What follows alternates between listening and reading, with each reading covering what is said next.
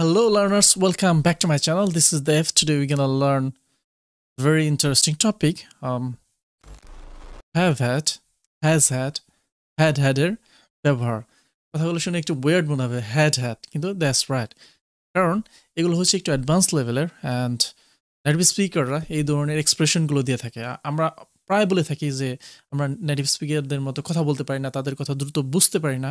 আমাদেরকে তাদের কথা বুঝতে হলে তারা যে ধরনের স্ট্রাকচারগুলো, যে ধরনের অ্যাডভান্স ওয়ার্ডগুলো ইউজ করে প্রতিনিয়ত, সেগুলো আমাদেরকে শিখতে হবে। This are the secret tips. So let's get started. লেসনটি অনেক মজার এবং এক লেসনে সবকিছু ক্লিয়ার হয়ে যাবে এবং আপনি সারা জীবন আপনার মনে থাকবে। এবং আপনি এই ধরনের স্ট্রাকচার দিয়ে যদি আপনি কথা বলেন, আপনি একজন অ্যাডভান্স লেভেলের স্পিকার হতে পারবেন এবং নেটিভ স্পিকারদের কথা দ্রুত বুঝতে পারবেন। So let's get started. Okay, have had, has had and had had. Right, আমরা প্রথমে এই দুইটা নিয়ে কাজ করব, have had and has had. আমরা সবসময় জানি যে হ্যাভের অনেক ব্যবহার আছে। For example, I have a house, এখানে আপনি হাউসের ওনার, মালিক অর্থে। I have a sister, relation অর্থে। আবার হ্যাভ এবং হ্যাজ দিয়ে পারফেক্ট টেন্স হয়, present perfect, past perfect, future perfect. আমরা আজকে যেটা নিয়ে কথা বলবো, present perfect, past perfect. Present perfect tense কাকে বলে? যে কাজটা আমরা করিয়ে আছি বাট এর ফল এখনো আমরা ভোগ করতেছি। ফর এক্সাম্পল, আমি কাজটি করিয়ে আছি, আমি তাকে দেখিয়ে আছি, জাস্ট নাও। রাইট, এটা শুধু আমরা মনে রাখবো যে প্রেজেন্ট পারফেক্ট টেন্সের গঠনটা। প্রেজেন্ট পারফেক্ট টেন্সের গঠন হচ্ছে present perfect tense subject plus have has ভার্বের V3। ভার্বের কয়টা রূপ থাকে? 3টা। রাইট, প্রেজেন্ট রূপ, past, past participle. For example, আমরা যদি বলি do, did, done. Right, it, at, eaten. Right, এখন যদি আবার বলি যে তাহলে হ্যাভেটটা কি হবে? Have, had, had. তাহলে কি হবে? Have had had. ওকে, আমরা যদি এখানে বলি V1, V2, V3। এখন আমরা হ্যাভ এবং হ্যাজের ব্যাপারটা অবশ্যই জানি। এখানে জাস্ট মনে রাখবো আই, উই, দে, ইউর পরে হ্যাভ বসে, হি, শি, ইট ব্যক্তির নামের পরে হ্যাজ বসে। আর হেডের ক্ষেত্রে সবগুলোর পরেই পাস্ট টেন্সে হ্যাড বসে। ক্লিয়ার? ওকে, তো এখন আমরা কিছু সেন্টেন্স দেখব যে কিভাবে হ্যাভ, হ্যাড অ্যান্ড হ্যাজ হ্যাডের ব্যাপারটা হয়। আমি দুপুরে খাবার খেয়েছি, আমি দুপুরে খাবার খেয়েছি। এটা নেটিভ স্পিকাররা, আমরা বললে কি বলবো? I have eaten rice. কিন্তু নেটিভ স্পিকাররা বলবে I have had my lunch. দেখেন এখানে আমি রেড মার্ক করে রেখেছি হ্যাডটা, যে এই হ্যাডটা দেওয়াতে যেটা খুব মনে হয় উইয়ার্ড লাগতেছে, অদ্ভুত, but that's true. I have had my lunch, যে আমি আমার দুপুরে খাবার খেয়েছি। এখানে যদি আপনি ইটেন যোগ করেন তাহলে কিন্তু হ্যাঁ ঠিক আছে, I have eaten my lunch.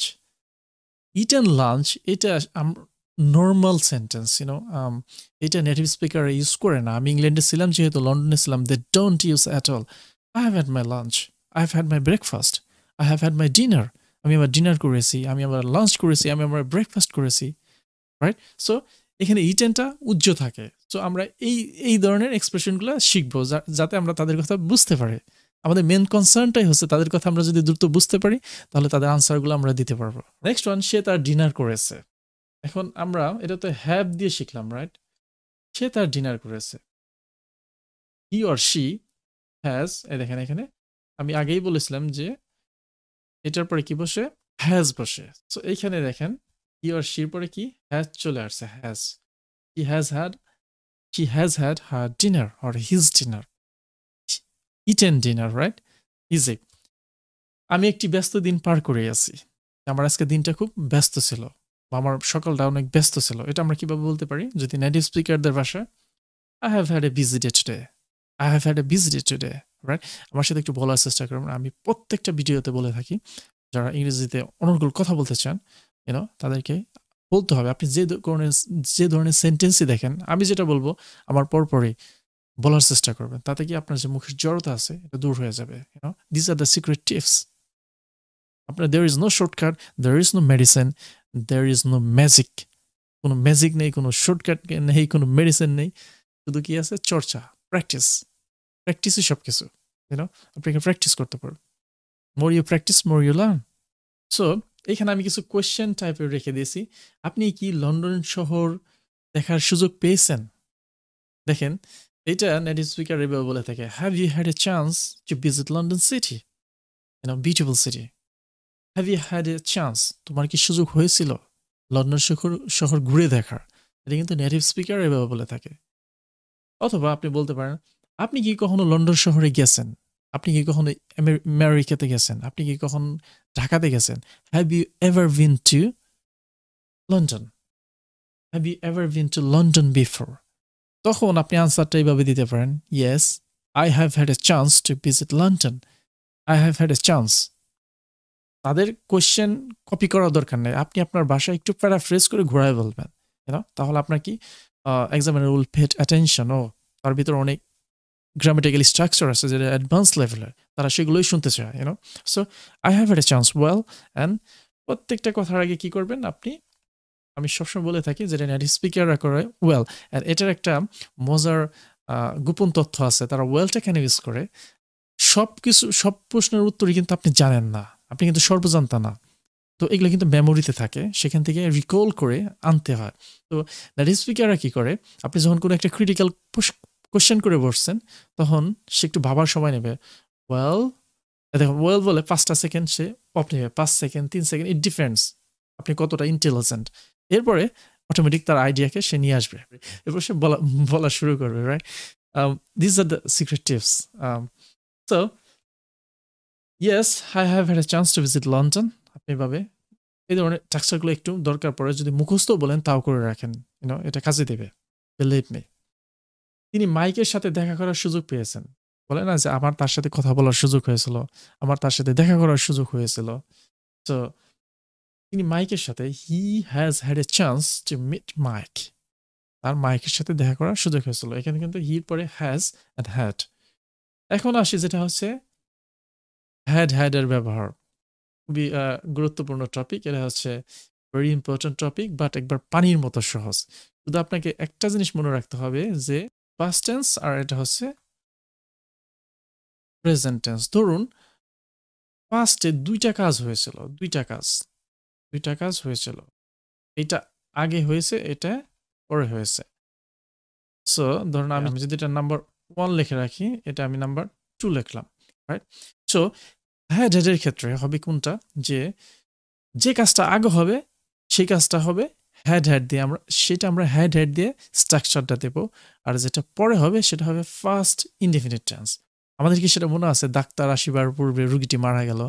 Doctor আসিবার পূর্বে মানে হচ্ছে আগে, তার মানে ডাক্তার আসার আগেই রুগীটি মারা গিয়েছে। সো তাহলে কোন কাজটা আগে হয়েছে? রুগীটি মারা গিয়েছে। সো এখানে রুগীটি হচ্ছে আপনার প্রেজেন্ট পাস্ট পারফেক্ট টেন্স, আর ডাক্তার আসা তার মানে ডাক্তার পরে আসছে, এটা হবে ফার্স্ট ইনডিফিনিট টেন্স।